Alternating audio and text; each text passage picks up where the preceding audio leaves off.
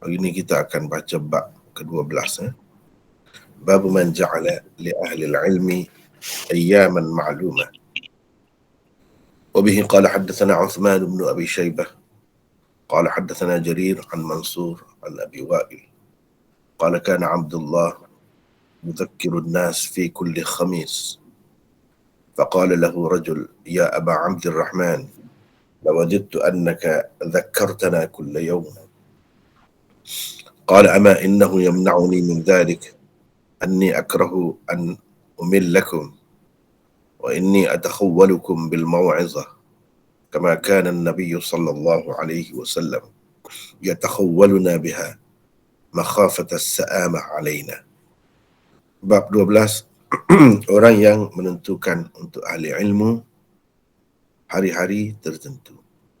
Imam Bukhari dengan syaratnya meriwayatkan daripada Ibn Mas'ud, Abdullah bin Mas'ud, daripada Abu Wa'il Syaqiq bin Salamah. Abu Wa'il Syaqiq bin Salamah, katanya Abdullah bin Mas'ud mengingatkan atau kita kata mengajar orang ramai pada setiap hari Khamis.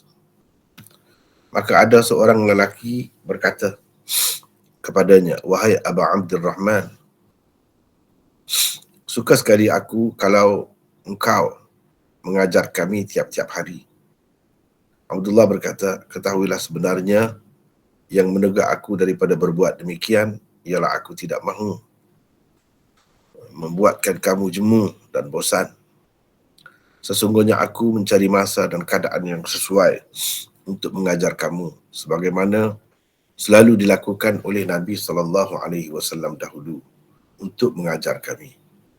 Kerana baginda takut timbul perasaan jemu dan bosan pada kami. Itulah bab ke-12.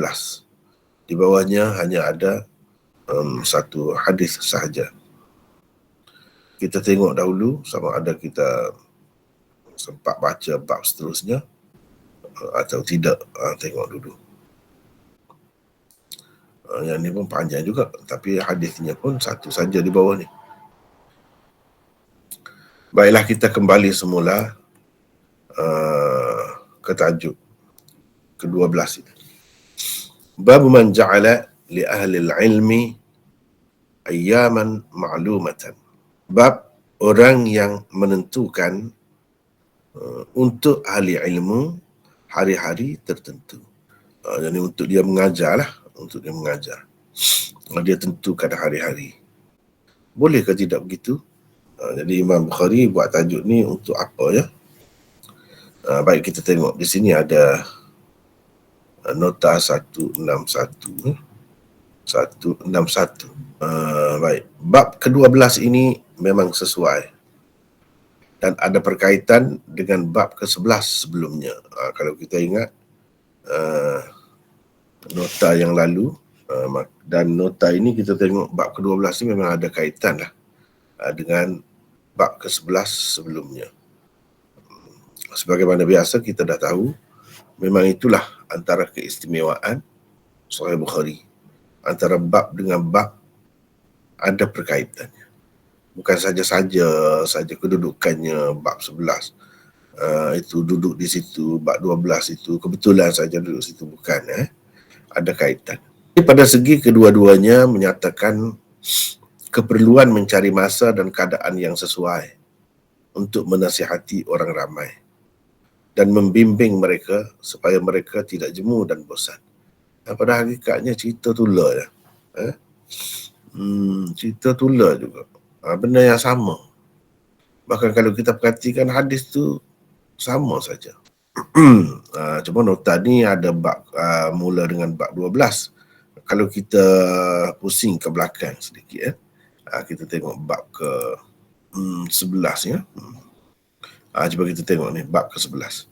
Maka Nabi sallallahu alaihi wasallam yatakhawwaluhum bil mau'izah wal ilm kay la yanfiru. Ini tajuknya. Dalam ni pun ada sebut mau'izah. Dalam ni tidak ada mau'izah, tapi dalam hadis tu ada Cuba kita perhatikan. Kemudian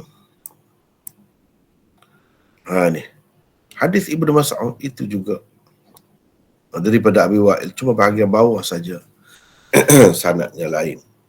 Daripada Ibnu Mas'ud juga. Dia kata Nabi SAW yatakhawwaluna bil maw'izah. Ni maw'izah ada. Fil ayyam karahatas sa'ama alaina. Jadi ada Nabi SAW cari masa dan peluang, tengok masa yang sesuai untuk memberi nasihat kepada sahabat-sahabatnya. Apa ni dia sebut tentang Nabi. Nabi SAW buat begitulah. Lepas tu Abdullah bin Mas'ud, setelah Nabi SAW tidak ada lagi, dia menentukan hari-hari tertentu untuk mengajar, Padahal hadis yang sama, ada mau'izah juga. Cuba kita tengok ni. Atakhawwalukum bil mau'izah. Mau'izah, hadis yang sama. Dan ini termasuk dalam dzakartana, tazkirah. Tazkir. Yang ini untuk memberi peringatan, memberi nasihat, pengajaran atau bimbingan. Tetapi di sini Imam Bukhari buat tajuk ahlil ilm. Ahlil ilm. Padahal ahlil ilmi itu tidak ada. Yang adanya kira-kiranya orang ramai lah, masyarakat umum, untuk diberikan mau'izah. Sebagaimana Nabi bagi mau'izah kepada sahabat-sahabatnya dahulu. Ibnu Mas'ud pun buat begitu juga. Cuma dia tentukan hari. Itu hari yang ditentukan olehnya ialah hari Khamis. Nabi SAW sebelumnya tidak menentukan hari khusus begitu, tetapi dia mengintai atau mencari masa yang sesuai. Ada beberapa hari dalam seminggu itu dia tengok, begitu. Di sini tak ada pun sebut mau'izah tu dalam tajuk. Yang ada sebutnya iaitu ahlul ilm. Ini ahlul ilm. Kemudian Ibnu Mas'ud tentukan hari Khamis. Sedangkan dalam tajuk ni hari-hari tertentu. Bukan hari Khamis saja. Beberapa hari maksudnya. Ini orang panggil seni Imam Bukhari dalam mengadakan tajuk babnya. Dia nak cerita apa? Kalau untuk mau'izah, maka hari tertentu, satu hari saja, itu lebih sesuai. Tapi kalau untuk ahli ilmu, adakah satu hari saja cukup untuk nak jadi orang alim? Nak belajar sungguh-sungguh lah, nak jadi orang alim, ahli ilmu. Memadai ke dengan memberi nasihat begitu saja? Dan pada hari tertentu saja? Dia nak cerita di sini, kalau ahli ilmu lain caranya. Ahli ilmu tu kena beberapa hari. Walaupun hari itu pun kena maklum juga, barulah jelas. Kalau tidak, macam mana nak tahu? Nak belajar masa mana? Hari apa tak tahu, tak tentu. Jadi menentukan hari-hari itu adalah wajar. Dan ahli ilmu tidak memerlukan hanya satu hari sahaja atau satu ketika sahaja. Dalam seminggu tu tidak. Bahkan dia perlu banyak hari. Kalau belajar sikit nak jadi orang alim macam mana? Begitulah. Padahal ahli ilmu ni tak ada sebut dalam hadis. Tetapi itu berdasarkan istimbak dia lah. Dia faham begitu. Manakala orang biasa, padan lah, cukup lah. Kalau satu hari atau seketika saja, 1 jam, 2 jam saja. Tapi kalau ahli ilmu itu tak cukup. Nabi SAW buat begitu untuk umum. Dia pilih masa beberapa ketika. Begitu juga Ibn Mas'ud, dia tentukan hari Khamis. Itu untuk umum, untuk memberi mau'izah. Adapun ahli ilmu, dia bukan untuk mendapat mau'izah, tetapi untuk mendapat ilmu. Untuk mendapat ilmu perlu masa lebih banyak. Itu maksudnya. Baik. Di sini 161 bab ke-12 ini memang sesuai dan ada berkaitan dengan bab 11 sebelumnya. Tadi saya sudah tunjuklah. Daripada segi kedua-duanya menyatakan keperluan mencari masa dan keadaan yang sesuai untuk menasihati orang ramai dan membimbing mereka supaya mereka tidak jemu dan bosan. Jadi apa yang dilakukan oleh Ibn Mas'ud itu telah dilakukan terlebih dahulu oleh Rasulullah SAW. Ibn Mas'ud mengikut jejak langkah Nabi SAW sebelumnya. Ini ada kaitan, ada kesinambungan. Sebagaimana Nabi ajar dia ajar generasi kemudian daripada dia. Begitulah seterusnya ilmu itu hendaknya diwarisi turun-temurun. Salah satu cara untuk menghindarkan perasaan jemu dan bosan ialah dengan menentukan hari-hari tertentu sebagai hari belajar dan mengadakan jadual pembelajaran sepanjang minggu, bulan atau tahun. Dia kena ada begitu, barulah tidak jadi bercelaru. Kalau tidak ada jadual, macam mana? Mungkin nak bawa semua buku susah juga. Bawa buku hari ini buku lain, mengajar ilmu lain, pelajaran lain. Jadi bercelaru lah. Jadi tentukan hari, tentukan masa, jam, apa semua tu boleh untuk tidak jadi bercelaru. Sebab Nabi SAW pada asalnya tentukan hari tertentu tu untuk itulah. Selain itu, Imam Bukhari juga mengadakan tajuk bab ini untuk menyatakan beberapa tujuan berikut. 1. Kalau tajuk bab sebelum ini menyentuh tentang ketentuan waktu untuk menyampaikan nasihat dan ilmu. Sebab dulu, bab ke-11 dahulu, Imam Bukhari dia tambah ilmu. Cuba kita perhatikan di sini. Yatakhawwaluhum bil mau'izah wal ilm. Padahal ilmu ni tak ada dalam hadis di bawah bab 11 ni. Tak ada. Tapi dia tambah. Maknanya begitu juga untuk memberi ilmu, untuk menjadikan murid itu alim. Perlu ada masa dia. Di sini pun ada ilmu sebab apa? Sebab Imam Bukhari duduk bincang ni tentang ilmu. Dia bab ilmu. Jadi bab ilmu ni kena ada ilmu lah. Kalau mau'izah tu semata-mata mungkin tak nampak sangat ilmu tu. Jadi dengan sebab itu dia tambah dalam tajuk tu ilmu. Walaupun dalam hadisnya tidak ada. Itu antara benda yang kita kena perhati. Apabila kita belajar Sahih Bukhari ni, adakah lafaz yang digunakan oleh Bukhari dalam tajuk itu, adakah dalam hadis di bawahnya? Kalau tak ada, maknanya Imam Bukhari menyimpulkan sendiri. Dia faham daripada hadis itu tidak semestinya untuk nasihat saja. Untuk ilmu pun sama juga. Boleh. Itu dibolehkan. Dibolehkan.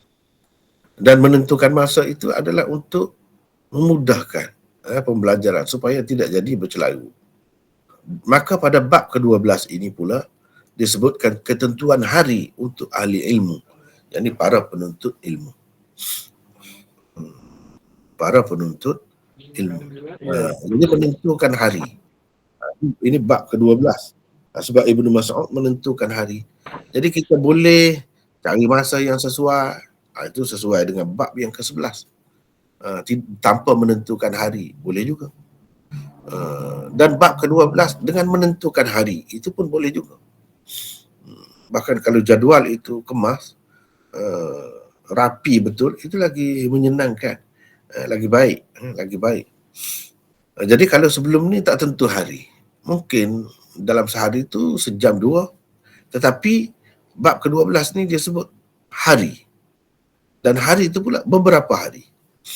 Satu hari tentunya lebih panjang daripada satu waktu dalam sehari.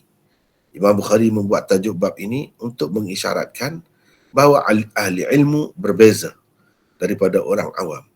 Tidak membadai kepada mereka satu waktu sahaja dalam seminggu untuk menimba ilmu. Malah sehari yang khusus sekurang-kurangnya diperlukan untuk ilmu diberikan kepada mereka. Begitu caranya.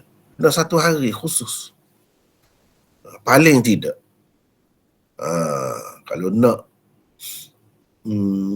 cepat lagi, nak banyak lagi, kena tiap-tiap hari. Dan itu tidak salah. Yang pentingnya kita tahu hari ini belajar apa. Ataupun dalam satu hari itu ada masa-masa dia. Ni masa pertama, pelajaran apa. Masa kedua, pelajaran apa. Mudah kalau kita tahu gitu. Tidak perlu dia bawa buku yang banyak, rujukan yang banyak dalam satu hari sebab tak tahu buku mana yang akan baca. Tak perlu gitu. Satu buku saja yang hendak dia pelajari, itu sajalah yang dia bawa, mudah. Bila kita tahu jadual itu. Maksudnya Imam Bukhari nak cerita di sini buat jadual untuk belajar tidak menjadi kesalahan, bahkan itu adalah suatu yang baik. Suatu yang baik. Ahli ilmu. Jadi di sini Imam Bukhari sebut ahli ilmu. Li ahli ilmi. Ahli ilmu ni macam orang dah pandai. Orang alim. Itu makna asalnya. Orang yang menentukan untuk ahli ilmu, yakni orang alim, hari-hari yang maklum. Maknanya beberapa hari lah yang tertentu. Di sini disebut ahli ilmu. Ahli ilmu tu maksudnya orang alim lah. Adakah nak mengajar orang alim ni? Kalau orang alim mengajar buat apanya? Tak perlu dah. Belajar kita kata dah alim. Jadi di sini kita kena tengok. Ahli ilmu yang dimaksudkan di sini ialah para penuntut ilmu. Sebab itu saya buat dalam kurungan di sini, para penuntut ilmu. Yang diharapkan di suatu hari nanti benar-benar akan menjadi ahli ilmu atau orang alim. Sebab itu disebut begitu dulu lagi. Disebut ahli ilmu pasal semacam ada harapan, semacam ada doa supaya orang yang belajar itu, penuntut itu betul-betul menjadi alim di suatu hari nanti. Walaupun pada ketika itu belum lagi alim, tapi disebut dah orang alim. Penggunaan istilah ahli ilmu oleh Bukhari untuk para pelajar dan penuntut ilmu di sini adalah berdasarkan kaedah majaz mursal, dengan mengambil kira keadaan mereka yang akan datang. Ini bi'atibar ma ya'ul. Bi'atibar ma yakun. Bi'atibar ma ya'ul ataupun ma yakun. Mengambil kira apa ni akan datang. Dia akan jadi apa. Dia akan jadi bila belajar-belajar tu, sungguh-sungguh tu, ikut jadual yang betul, penuh hari-hari dalam seminggu tu belajar untuk apa? Untuk jadi alim. Jadi disebut orang alim. Padahal tidak jadi alim lagi. Ini salah satu cara penggunaan bahasa Arab. Dia ada dalam ilmu balaghah dipanggil majaz mursal, yang seperti ini. Jadi i'tibar ma ya'ul, mengambil kira apa yang akan datang, apa yang akan berlaku. Mengambil kira hujungnya. Orang yang belajar itu akan jadi pandai. Begitulah. Seperti dalam Quran disebutkan, inni arani a'siru khamra. Inni arani a'siru khamra. Salah seorang yang ditahan dalam penjara bersama Nabi Yusuf tu, dia cerita mimpi dia. Dia cerita, dia kata, aku bermimpi, aku a'siru khamra, aku perah arak. Aku perah arak. Padahal yang diperah bukan arak. Yang diperah ialah buah anggur. Untuk kemudiannya dijadikan arak. Tapi disebut aku perah arak. Itu salah satu cara bahasa Arab. Aku perah arak. Padahal yang diperah buah anggur. Sebab apa dikatakan arak? Sebab buah anggur itu kemudiannya diperam sehingga jadi arak. Mana aku buah arak lah, kita kata buah arak. Itu cara dia guna benda yang tak ada lagi disebut dah. Ini termasuk dalam majaz mursal. Kalau peserta-peserta kita ni telah mengikuti bahasa Arab, ilmu balaghahnya, dia akan tahulah. Ini termasuk dalam salah satu kaedah. Ada kalanya sebutkan sesuatu mengambil kira dahulu. Mengambil kira dahulu, bukan mengambil kira akan datang, mengambil kira dahulu. Sekarang ni dia tidak begitu dah, tapi kita masih lagi duduk kata begitu. Misalnya, kita selalulah dalam masyarakat kita kan, kita kata cikgu misalnya. Orang pergi ke kedai kita, kita panggil dia cikgu. Padahal dia pencen dah. Dia sudah tidak cikgu lagi. Tapi kita masih panggil lagi cikgu. Kenapa? Mengambil kira dahulu. Bi'atibar makana. Bi'atibar makana. Mengambil kira dahulu. Bahasa Arab kadang-kadang dia guna begitu. Bahasa kita pun ada.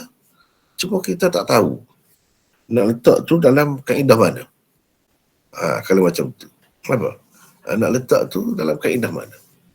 Jadi, kamu apa nama ni, simpan telur ni untuk apa? Untuk dapat ayam.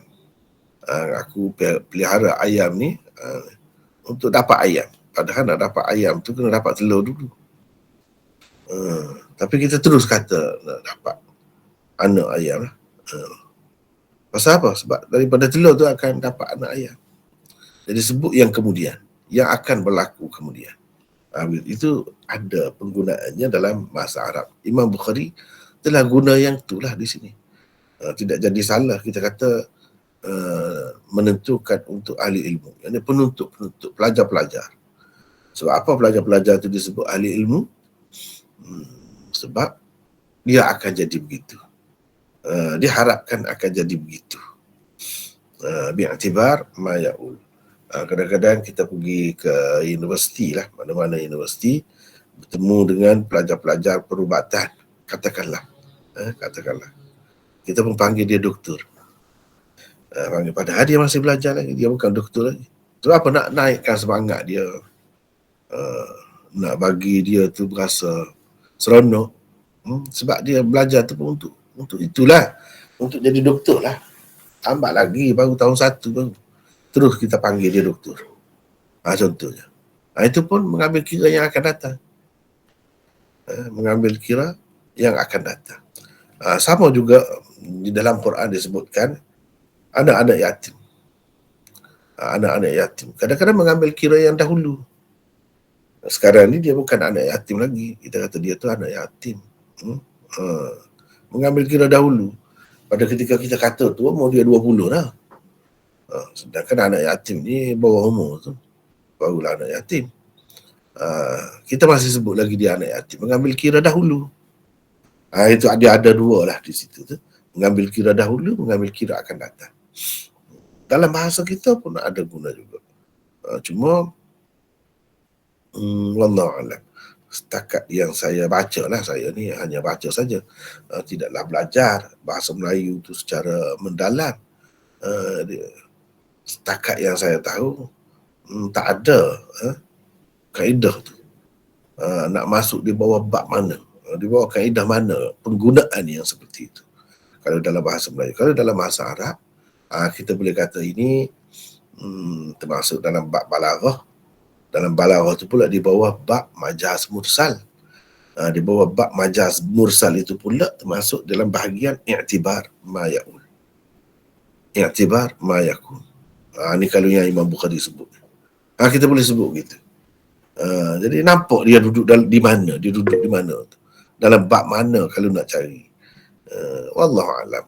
Kalau ada ahli-ahli bahasa di kalangan kita ni, peserta ni, silakan selepas ini saya pun nak tahu juga.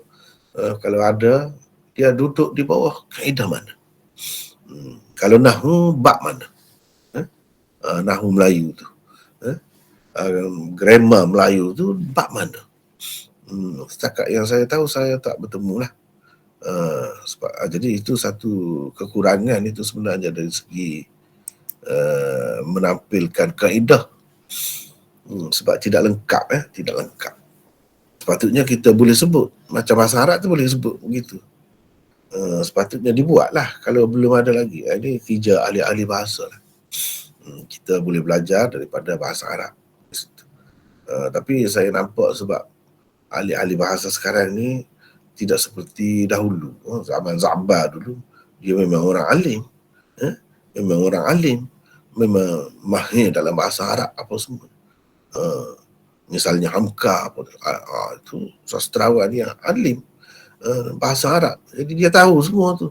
Bila dia buat banyak kaedah-kaedah tu mengambil kira bahasa Arab. Saya tak pasti dalam pelita bahasa Melayu Za'bah tu ada ke benda ni disebut, dan termasuk di bawah kaedah mana saya tak ingat itu.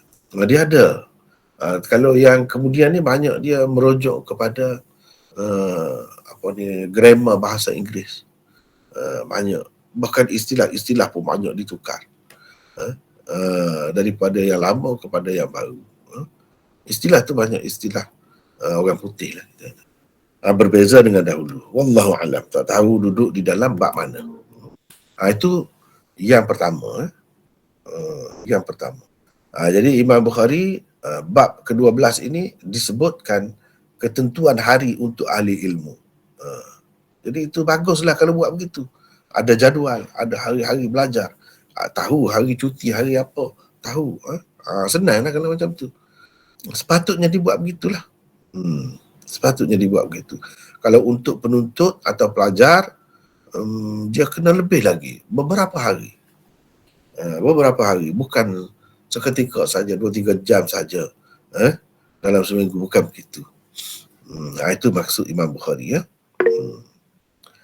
Yang kedua, Imam Bukhari juga mengisyaratkan kepada perlunya ditetapkan jadual dan sistem pengajian untuk penuntut ilmu lantaran kepelbagaian mata pelajaran dan kedalaman lautan ilmu yang akan dihadapinya. Jadi sepatutnya kena ada tu benda-benda begitu. Kalau tidak ada jadual, jadi bercelarulah macam kita sebut tadi. Lepas tu kalau tidak ada pembelajaran peringkat demi peringkat itu, bab demi bab itu, susah nak menguasainya. Sebab ilmu itu sangat luas. Satu-satu bidang itu bukan main-main. Banyak sangat perbahasannya. Ilmu yang dipelajari mereka bukanlah berupa nasihat yang umum dan boleh didengari tanpa ada apa-apa persediaan sebelumnya. Bukan begitu kalau kata pelajar sungguh-sungguh. Tetapi ia memerlukan persediaan daripada kedua-dua pihak, guru dan murid. Perlu juga ditetapkan waktu khusus untuk bertemu guru. Waktu khusus untuk mata pelajaran berat dan ringan. Waktu mengulang kaji, membuat latihan dan rehat. Semua itu boleh dijadualkan pada beberapa hari dalam setiap minggu. Itu Imam Bukhari nak pergi ke situ. Mana dalam sistem pendidikan sepatutnya kena mengambil kira benda-benda ni. Kena mengambil kira benda-benda ni. Kena ada waktu-waktu khusus itu. Dan kedua-dua pihak, guru dan murid perlu bersedia.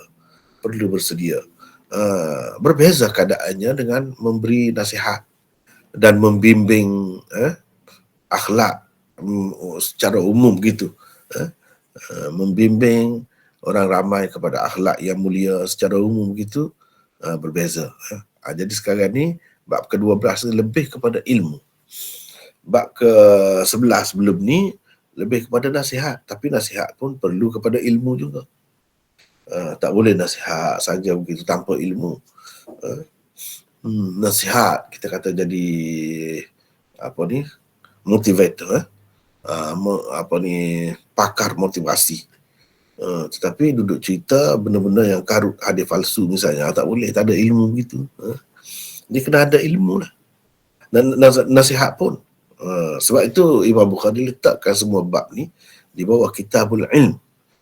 Kitabul Ilm. Semuanya ada kaitan dengan ilmu. Tak boleh nasihat itu tanpa ilmu. Kalau nak belajar ilmu pula, ilmu apa? Kenalah ada jadual.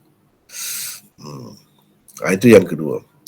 Yang ketiga, Imam Bukhari secara tidak langsung mengisyaratkan bahawa penetapan jadual dan hari yang khusus untuk ahli ilmu tidaklah salah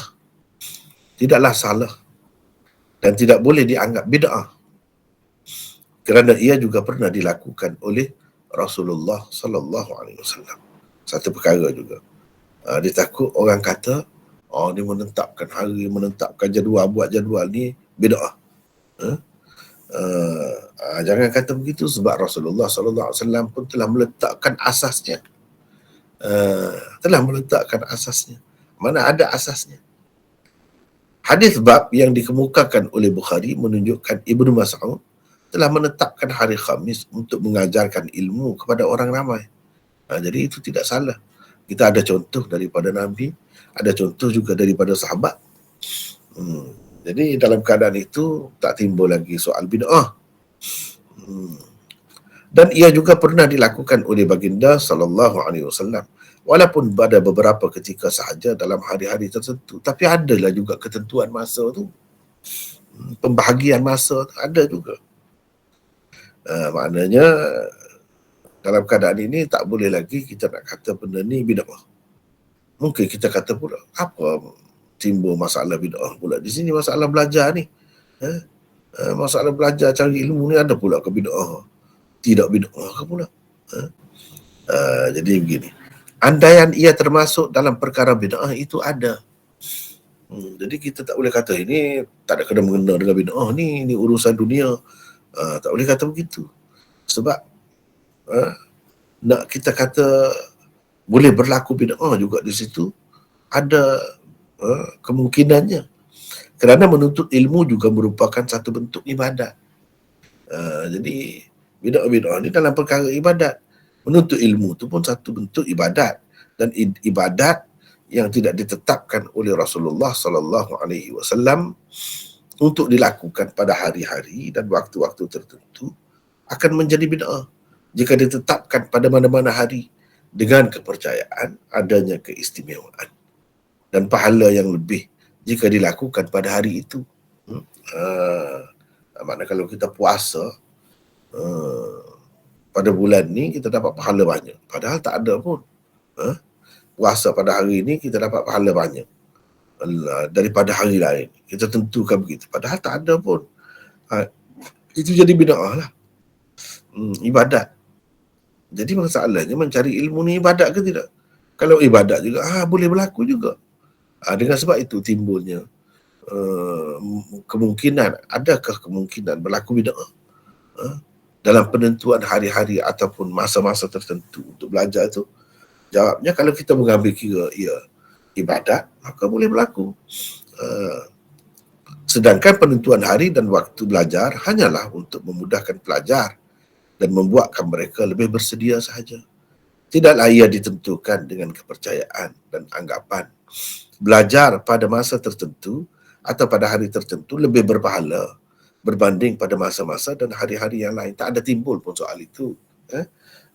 Kalau kita terima ini ibadat dan dengan niat, dengan kepercayaan begitu, barulah salah, barulah nak jadi bid'ah. Tapi kalau tidak ada semua itu, tak timbul soal bid'ah. Apa tujuan Imam Bukhari buat tajuk ni? Dia nak menghilangkan keraguan setengah-setengah pihak yang mungkin mengatakan ini termasuk dalam bid'ah. Jawabnya tidak, tak ada kena-mengena dengan bid'ah.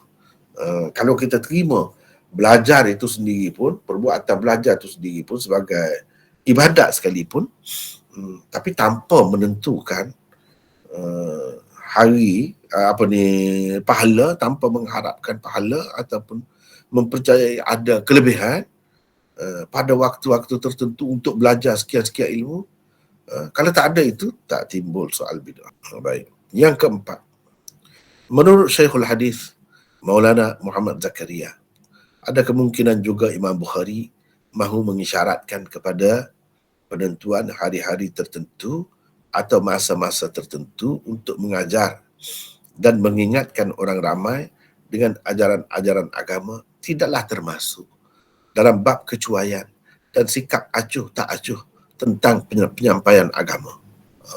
Pula Syekh Zakaria nampak begitu. Dia kata dengan menentukan hari-hari tertentu, Nabi SAW ni cari mengintai masa yang sesuai.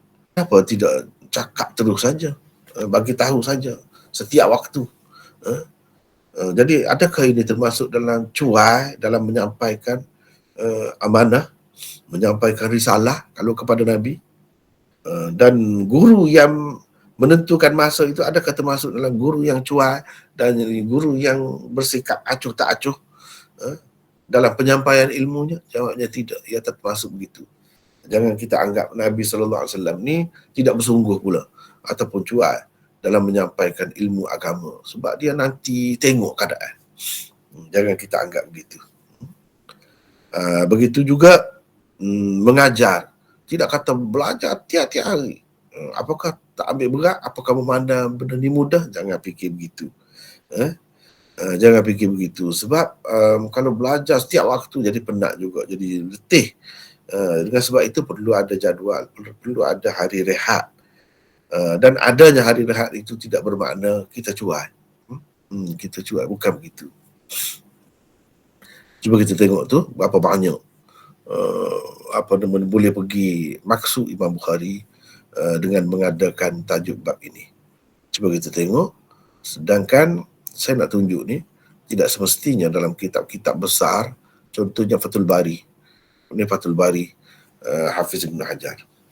Cuba kita tengok. Babu man ja'ala li ahli al-ilm ayyaman ma'lumatan.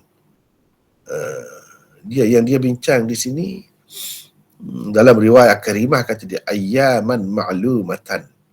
Man ja'ala li ahli al-ilmi yawman ma'luman. Gitu. Tapi dalam riwayat karimah ayyaman ma'lumatan, ini yang dipakai oleh Imam Bukhari. Nuskha Kushmayhani dia kata ayyaman ma'lumat, makna beberapa hari. Wa ka'annahu akhadha hadha min sani'i Ibn Mas'ud fi tadhkirihi kull khamis atau min istinbat Abdullah dhalik min al-hadith alladhi awradahu. Itu saja. Cuba kita perhatikan. Lepas tu cuba tengok. Sedikit saja, habis. Ni saja perbincangan tentang bab ini. Dan hadis ni dia biar, sebab hadis ni lebih kurang dengan hadis bab kedua 11 sebelum ni. Lebih kurang dengan ini. Yang ni. Ni 68 ini. Hadis yang sama. Kalau di sana telah bincang, tak perlu lagi dibincang sini perkataan-perkataannya pun. Dengan sebab itu di dalam Fathul Bari ni amat ringkas. Baik, cuba kita tengok sini pula. Umdatul Qari. Ini pun lebih kurang. Dia tak ada banyak. Cuba dia sebut sudut kesesuaian di antara bab ini dengan bab sebelumnya. Jelas kata dia. Kerana bab yang pertama fit takhwil bil mau'izah wal ilm. Bab ni pun sama lebih kurang maksudnya. Gitu ringkas. Mana tidak semestinya kitab-kitab yang besar-besar tu, rujukan utama tu dia ada semua perbincangan tentang tajuk bab ni. Tapi berbeza dengan kalau kita tengok al-abwab wat tarajim di sini. Di sini dia sebut agak banyak lah.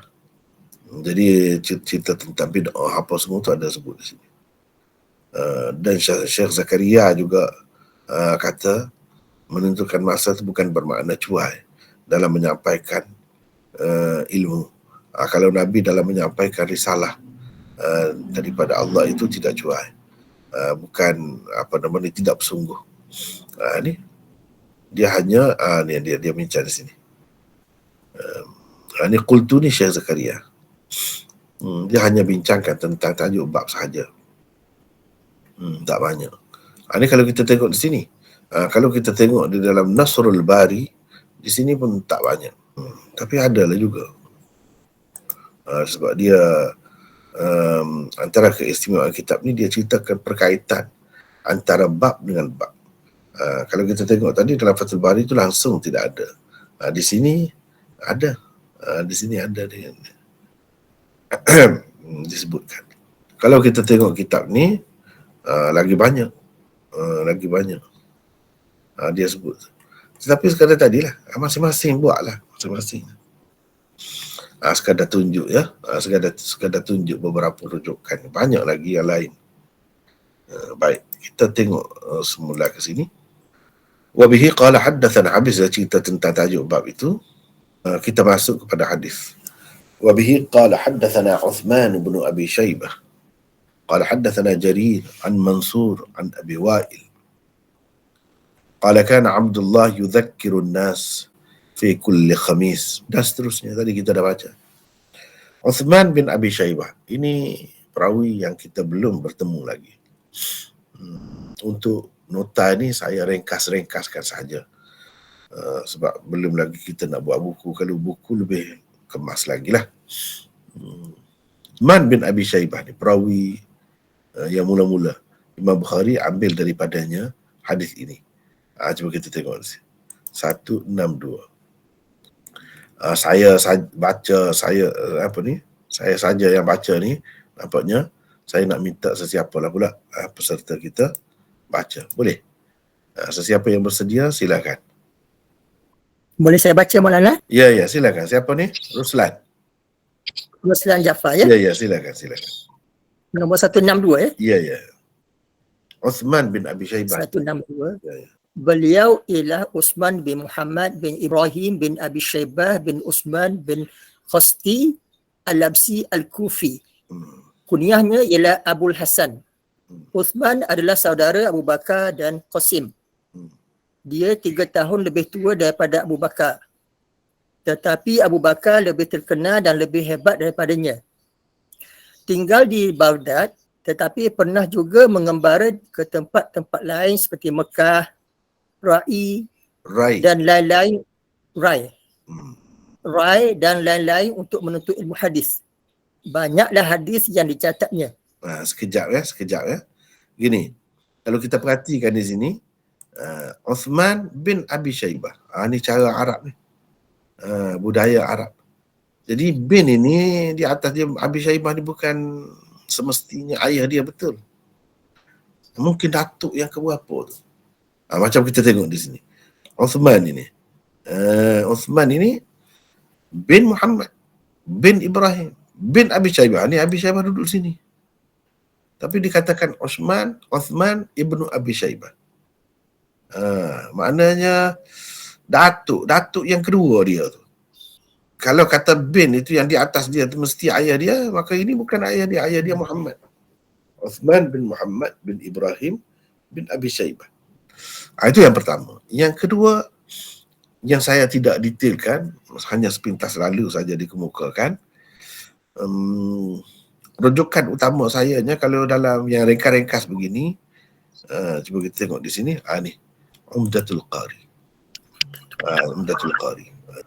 Ni Al-awwal Uthman bin Muhammad ibni Ibrahim ibni Abi Shaybah ibni Uthman ibni Khasti. Ni Farsi. Khasti bacanya gitu. Ini di sini secara ringkas saja. Adalah sedikit sebanyak saya tambah di sana sini. Tetapi kalau untuk lebih detail, kita perlu tengok kitab ini. Di sini. Dia lebih panjang ceritanya. Uthman bin Abi Shaybah. Panjang ceritanya. Lebih panjang lagi perbahasan tentang seseorang perawi itu. Ini baru habis di sini. Berapa muka surat. Perbahasannya lebih panjang. Jadi untuk nota ni saya sekadarnya lah. Sekadarnya. Uthman adalah saudara Abu Bakar dan Qasim. Jadi seorang lagi tokoh Abu Bakar ibnu Abi Shaybah. Jadi kata Musannaf ibnu Abi Shaybah tu karangan Abu Bakar ni. Jadi adik-beradik Uthman ni lah. Abu Bakar tu adik-beradik Uthman. Itu yang dikatakan Abu Bakar ni lebih hebat, lebih terkenal, lebih popular lagi daripada Uthman ni. Dan Uthman ni abang kepada Abu Bakar tu. Walau bagaimanapun kedua-duanya adalah perawi hadis sahih. Berbeza dengan Qasim, seorang lagi adik-beradik dia, itu perawi dhaif. Qasim ibnu Abi Shaybah, perawi dhaif. Jadi itu yang tu saya tidak detailkan lah. Baik. Teruskan. Yahya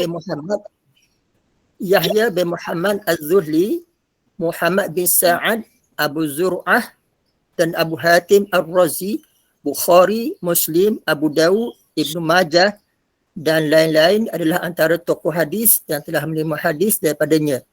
An-Nasa'i hanya meriwayatkan daripada beliau dengan perantaraan seseorang.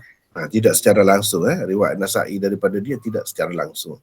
Tapi kalau Bukhari, cuba tengok macam kita tengok hadis tadi, haddatsana Uthman ibnu Abi Shaybah. Mana secara langsung. Teruskan. Muhammad bin Abdullah bin Numay pernah ditanya tentangnya. Maka kata beliau, orang sepertinya ditanyakah tentangnya?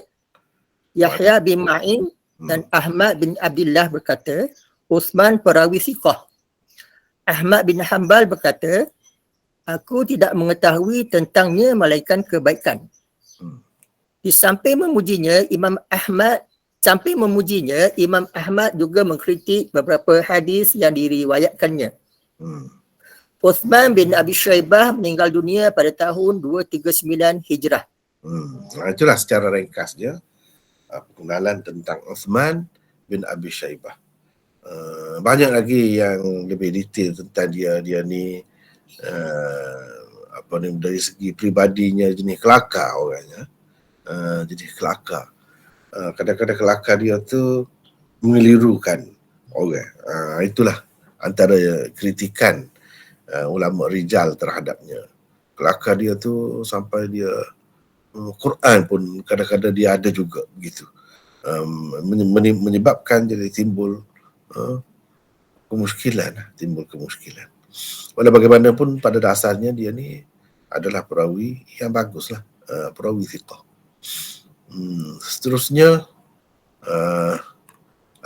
Ibnu Abi Shaybah kata Jarir meriwayatkan kepada kami. Jarir. Diteruskan lagi, Ruslan. Teruskan. 163. Beliau ialah Jarir bin Abdul Hamid bin Qut bin Hilal Al-Dabbi Al-Kufi. Ibnu Al-Mubarak, Ahmad bin Hanbal, Ishaq, Abu Bakar dan lain-lain adalah antara tokoh yang meriwayatkan hadis daripadanya. Kata Muhammad bin Sa'ad, dia perawi thiqah, banyak ilmu dan dicari orang untuk mendapat ilmu daripadanya.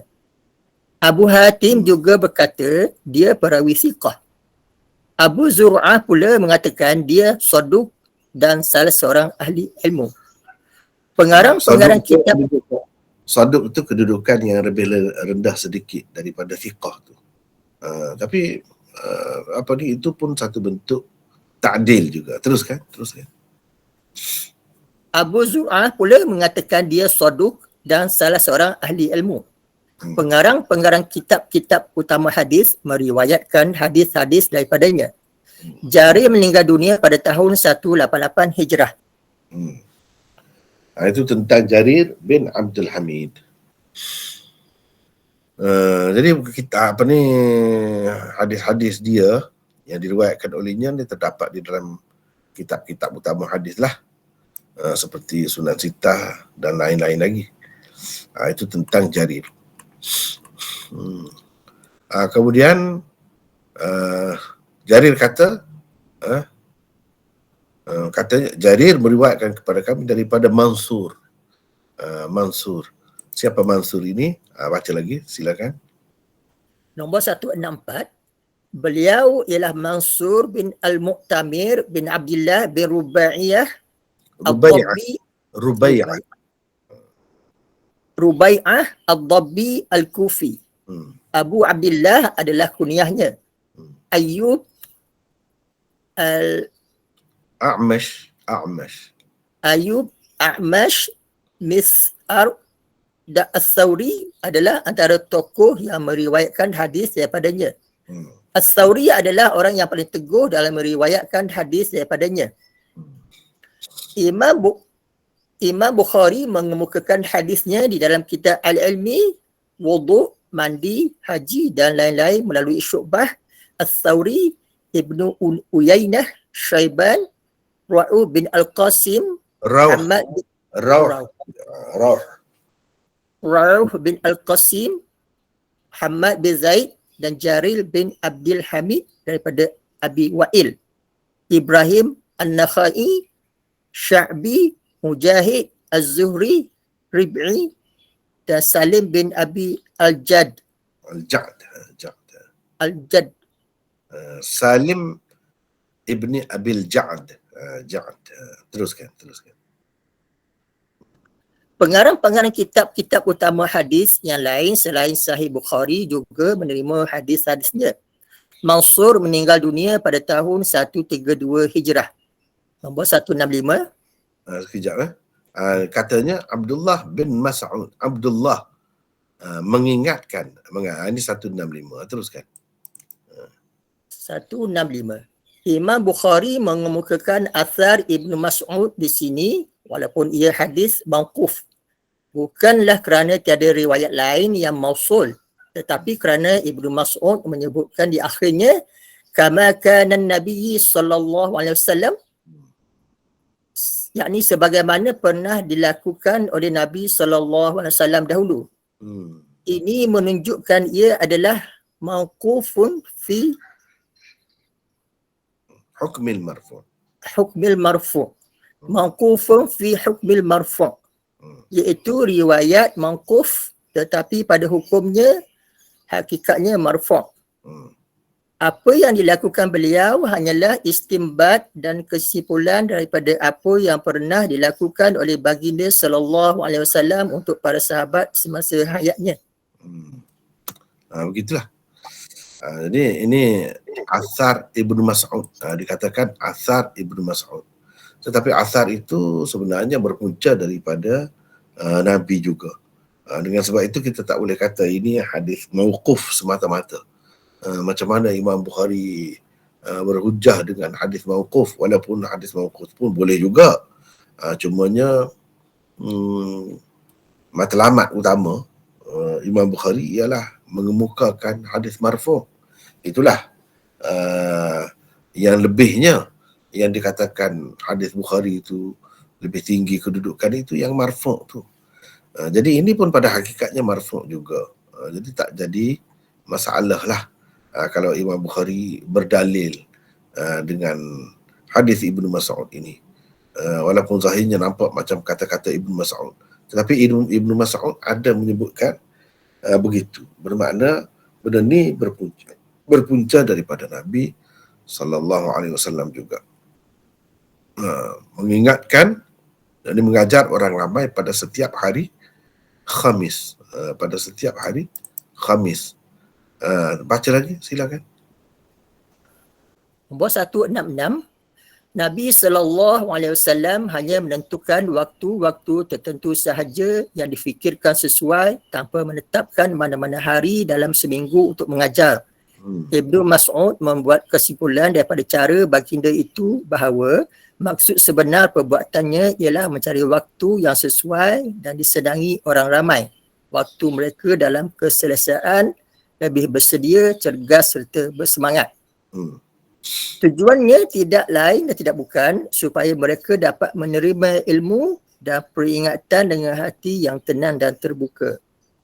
Hari yang bersesuaian dengan keadaan Ibnu Mas'ud ialah hari Khamis, maka beliau menentukan hari itu secara khusus untuk mengajar orang ramai. Jadi begitulah. Kita pun boleh buat begitu. Sesuai dengan keadaan kita. Kita guru, selesa hari mana. Guru pun kena ambil kira juga. Murid, selesa hari mana. Ataupun pada waktu mana yang sesuai. Itu boleh ditentukan dengan persetujuan antara guru dan murid. Atau ketentuan daripada pihak pusat pengajian. Kita kata daripada peringkat rendah sampai ke peringkat tinggi. Semuanya boleh ditentukan, dibuat jadual itu. Jadi asasnya ambil daripada sinilah. Inilah asasnya. Mana boleh kita buat begitu. Tidak salah. Maka ada seorang lelaki berkata kepadanya, wahai Aba Abdurrahman, dan seterusnya. Jadi seorang lelaki ni, menurut Hafiz Ibn Hajar, lelaki yang tidak disebutkan namanya ini ialah Yazid bin Muawiyah An-Nakhai. Bukan Yazid bin Muawiyah bin Abi Sufyan, ada Yazid lain. Yang kata begini, jadi menampakkan minatnya. Kalau boleh, Ibnu Mas'ud itu mengajar tiap-tiap hari. Dia cadangkan begitu. Tetapi jawapan Ibnu Mas'udnya lain. Ibnu Mas'ud kata, bila dia kata suka sekali aku kalau engkau, ini berdasarkan bahasa yang asal lah, engkau. Kalau kita tak bercakap begitu dengan guru kita kan, dengan tuan syekh ke ustaz ke apa ke, kita kata kita sebut gitulah. Kalau dengan ayah tu ayah ke, Tapi kalau bahasa Arab yang asal itu semua engkau. Engkau. Bagi kita mungkin kita terasa kasar, tapi itulah terjemahan yang asalnya. Saya tidak guna suka sekali saya kalau tuan mengajar, kita tak sebut gitu. Sebab perkataan itu asalnya berarti engkau. Mengajar kami tiap-tiap hari. Abdullah berkata, ketahuilah sebenarnya yang menegak aku daripada berbuat demikian. Ini sebab dia, cerita sebab dia. Dia cerita sebab dia. Jadi seperti Nabi buat, aku pun buat begitu juga. Sebab apa? Sebab takut jemu. Ini cerita dengan orang ramai. Kalau pelajar khusus, pelajar sepenuh masa, lain ceritanya. Boleh juga dibuat jadual yang sesuai dengannya.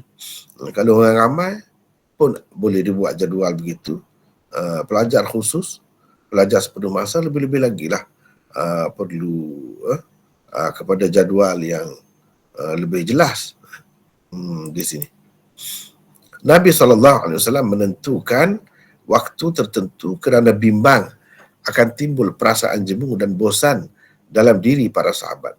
Itulah dalil keharusan penentuan hari yang disimpulkan oleh Ibnu Mas'ud. Justru ia tidak menjadi bid'ah. Tidak jadi bid'ah benda yang macam ni. Kerana Ibnu Mas'ud nak mengajar hari Khamis tu bukan dengan ada keyakinan atau kepercayaan. Mengajar pada hari itu ada kelebihannya. Tak ada. Semata-mata kerana sesuai dengan keadaannya. Itu saja. Maka ibadat tidak jadi masalah. Kalau begitu, ibadat, kalau kita terima itu ibadat sekalipun, tidaklah jadi bid'ah melakukan ibadat tanpa kepercayaan begitu. Boleh sajalah kalau kita nak misalnya berpuasa bila-bila masa, kecuali hari-hari yang diharamkan, boleh saja. Tidaklah dipanggil bid'ah, kecuali kalau kita kata kalau kita menganggap puasa pada hari itu lebih ada kelebihannya, itu tak boleh lah. Nak kita menganggap ada kelebihan itu mesti ada dalilnya. Kalau tidak, tak boleh. Jadi bid'ah lah.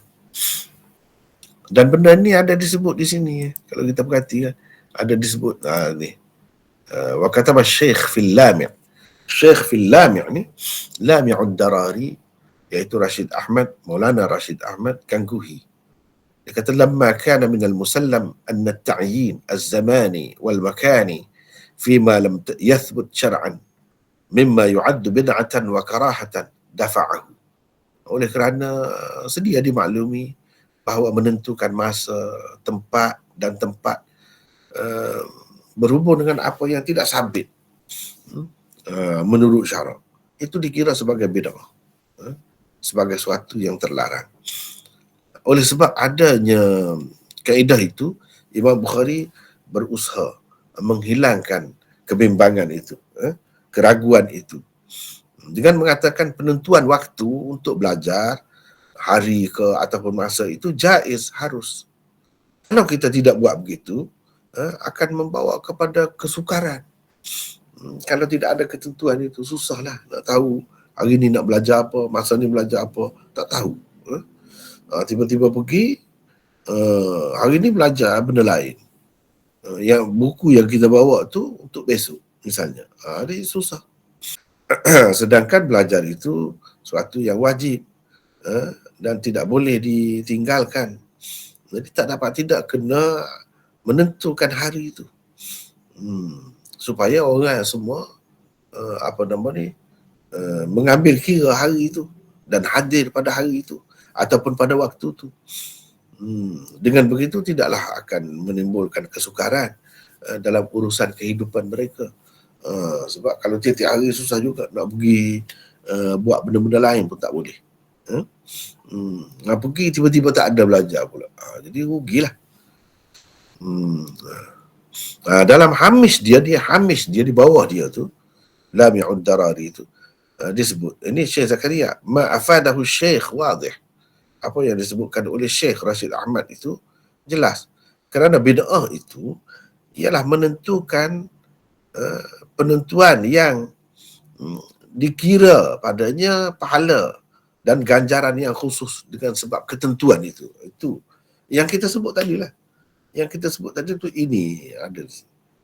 Adapun menentukan jam-jam atau waktu-waktu belajar misalnya, itu tidaklah ditentukan kerana menganggap akan dapat ganjaran dan pahala.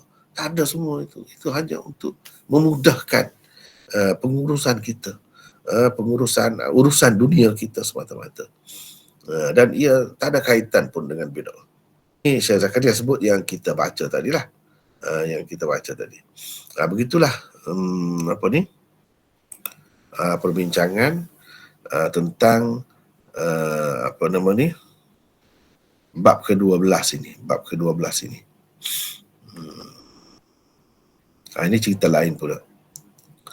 Baiklah, kita rasa hanya sekadar itulah untuk pelajaran Sahih Bukhari kita hari ini. Kita buka teruslah kalau boleh nak bincang apa-apa yang kita telah belajar tadi. Nak tanya ke apa ke, insya-Allah boleh terus tanpa tunggu di akhir nanti. Sebab apa, kalau tunggu akhir tu mungkin akan akan hilang dah soalan. Sebab lama selepas masa kuliah satu lagi.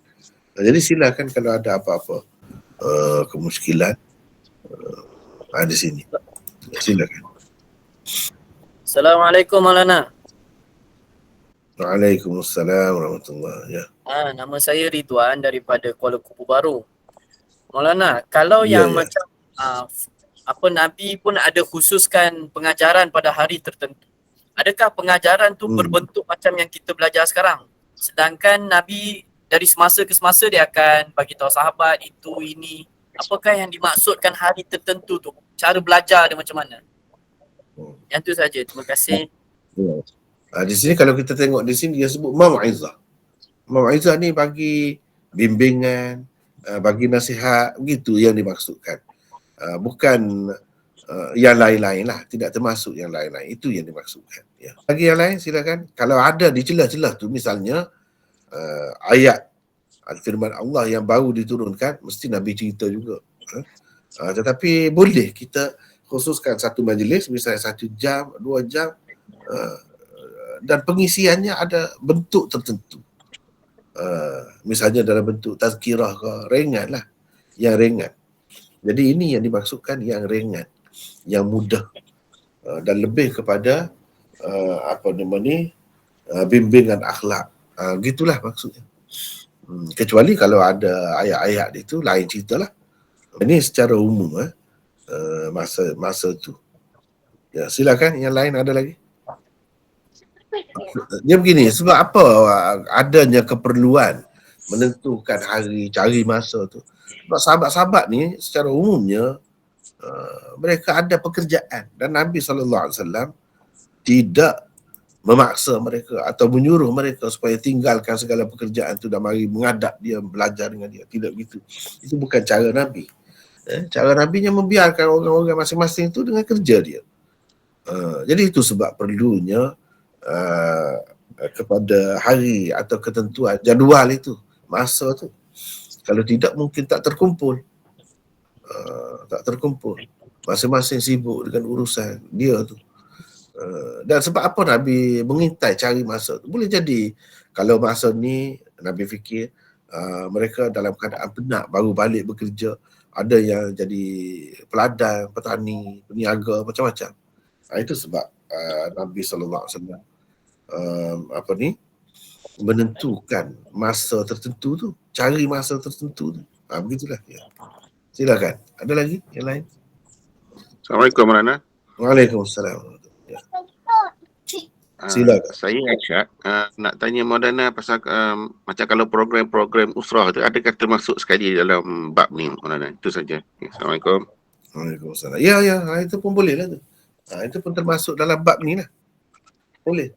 Boleh ditentukan hari, masa dia. Dan itu termasuk dalam program umum lah. Program umum yang tidak perlu dibuat hari-hari. Tepatlah tu. Itu pun termasuk dalam bab ni lah. Termasuk dalam bab ni. Ya. Tapi kalau pelajar sungguh tak memadai sejam dua tu. Ya, silakan. Siapa tu? Assalamualaikum Maulana. Muhammad Faizal daripada Gombak. Ya. Nak tanya Maulana. Biasa kalau Nabi dia buat macam majlis ilmu tu, macam kita kat sini kan buat lepas maghrib kan. Macam Nabi biasa buat lepas waktu bila tu Maulana? Nak tanya, nak tahu tentang tu lah. Dia tidak ada ketentuan. Tiap-tiap hari misalnya lepas maghrib itu tak ada begitu. Tak ada begitu. Cuma dia cari masa yang sesuai. Gitulah.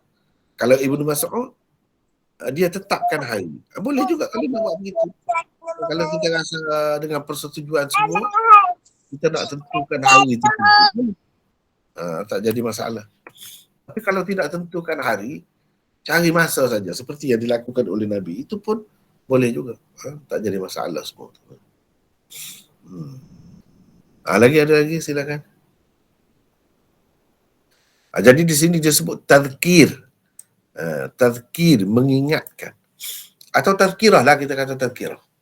Tazkirah ni mengingatkan kita kepada mati misalnya. Mengingatkan kita kepada tanggungjawab kita sebagai ketua keluarga, sebagai sesiapalah kita kata, sebagai suami. Itu maksudnya gitu. Bukan nak pergi kepada perbahasan yang dalam-dalam, tidak. Perbahasan secara kasar begitu untuk panduan orang ramai.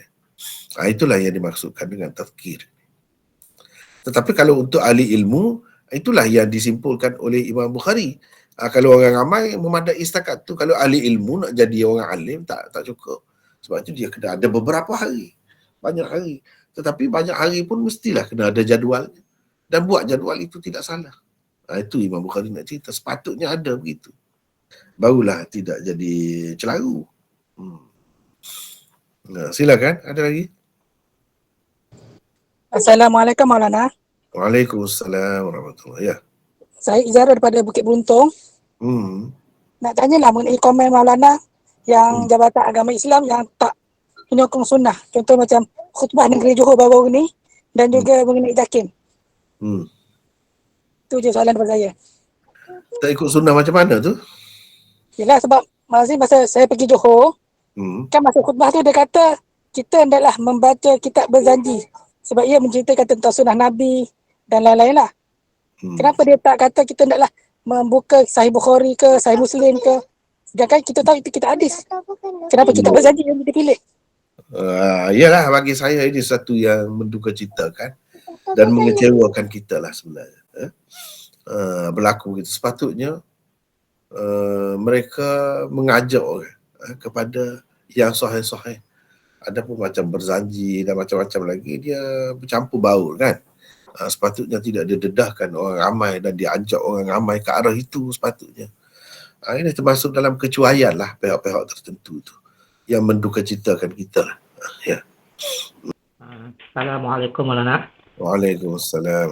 Ya. Saya Roslan dari Kuching. Ya.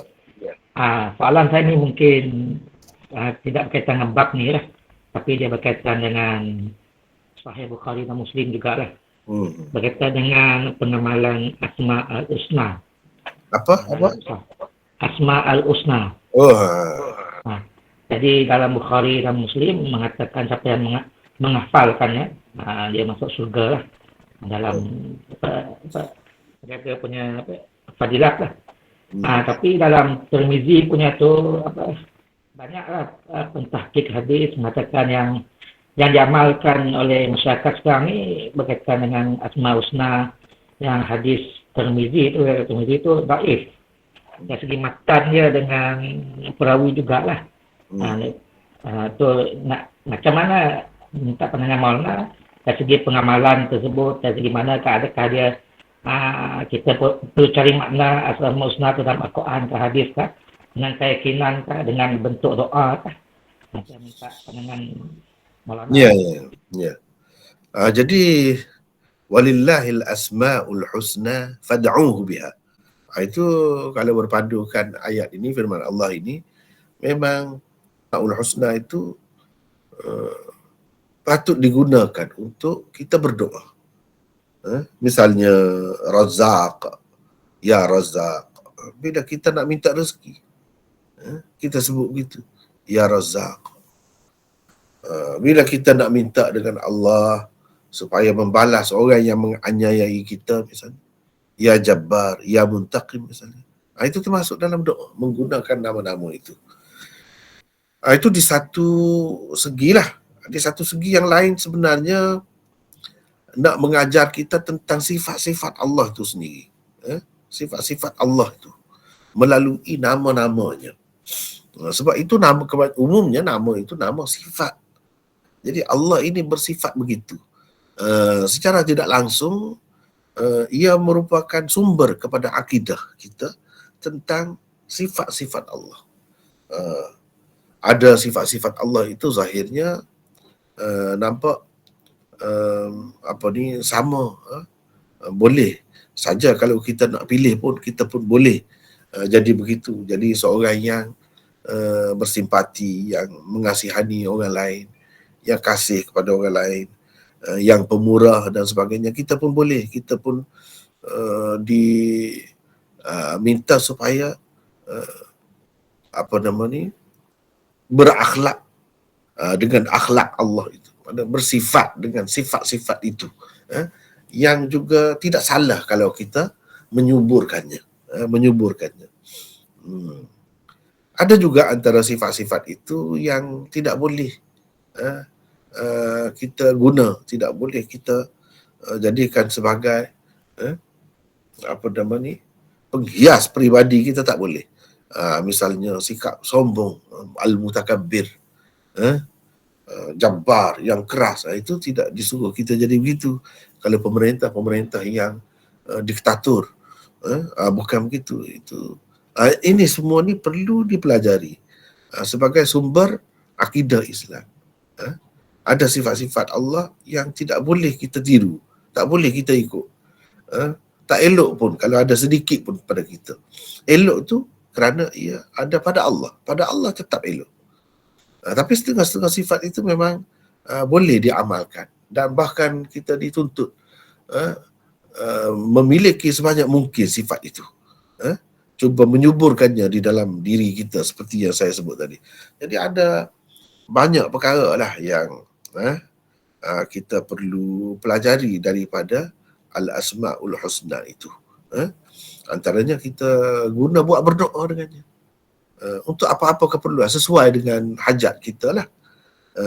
Dan seterusnya, yang lebih besar lagi ialah ia merupakan punca akidah Islam. Khususnya berkenaan dengan sifat Allah itu. Dan orang yang disebutkan hafal, dalam kebanyakan hadis disebutkan ahsa. Maksudnya menghayati, menguasai sepenuhnya maksud dia tu. Hidup di dalam jiwa dia segala sifat Allah itu. Dia sedar bahawa Allah ini begini-begini. Maka dia akan masuk syurga tu sebab apa? Akan terpeliharalah diri dia daripada perkara yang tidak baik. Dan dia mendorong dia akan melakukan perkara-perkara yang baik. Itu sebenarnya rahsia di sebalik itu. Bukan semata-mata hafal tanpa tahu apa-apa, tidak, bukan begitu. Sebab perkataan yang digunakan di situ ialah ihsa. Ihsa ni mengetahui sampai makna dia yang dalam tu. Makna dia yang berlapis-lapis, begitu maksudnya. Bukan semata-mata hafal begitu saja. Walaupun begitu, kalau Allah SWT nak bagi dengan berkat nama-nama dia itu, boleh saja kalau dia nak bagi kepada seseorang itu kelebihan. Itu termasuk dalam kelebihan Al-Asma'ul Husna. Ya. Ada lagi yang lain? Silakan. Satu soalan Maulana.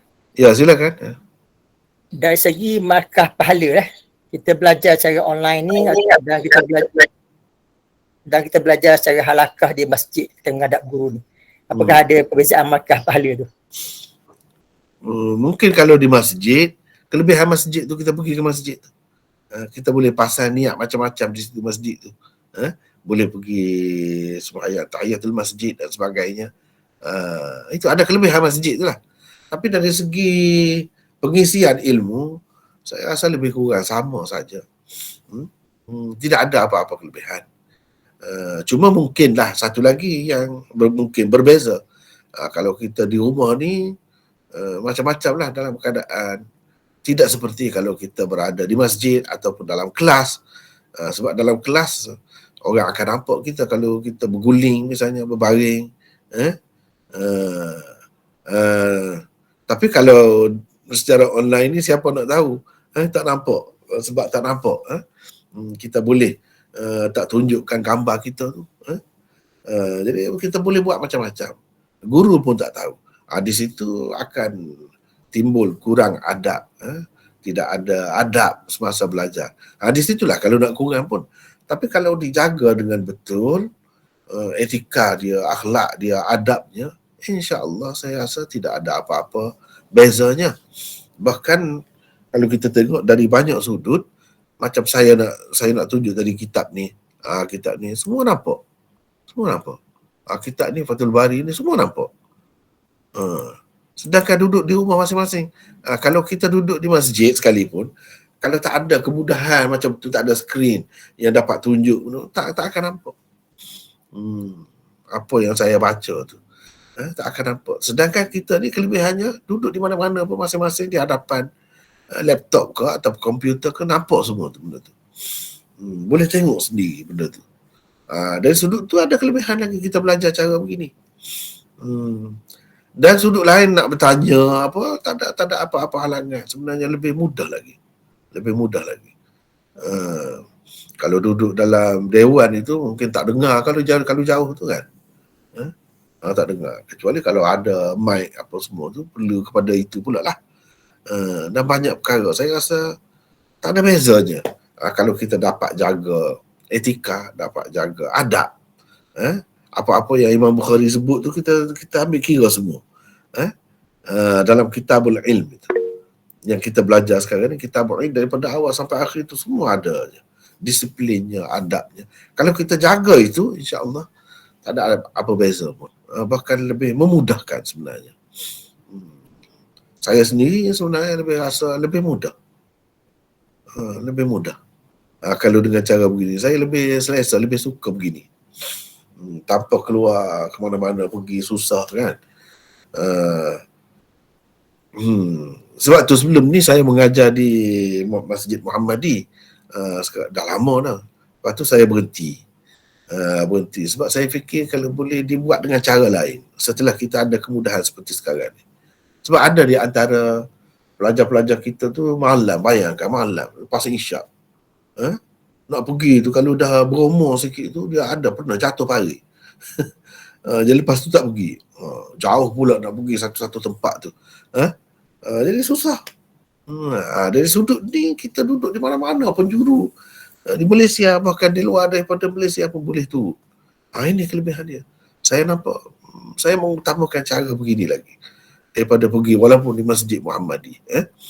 Saya dah tarik diri lah. Saya tak mahu dah setakat ni. Kalau boleh ada masa yang sesuai, kita buat cara begini juga. Di mana lebih ramai orang boleh ikut. Tanpa susah. Bagi saya buat masa sekarang ni, saya mengutamakan cara begini. Dengan syarat peserta-peserta tu boleh jaga adab lah. Boleh jaga adab dengan sebaik-baiknya. InsyaAllah tak ada apa kekurangan. Sama saja dengan berdepan. Wallahualam.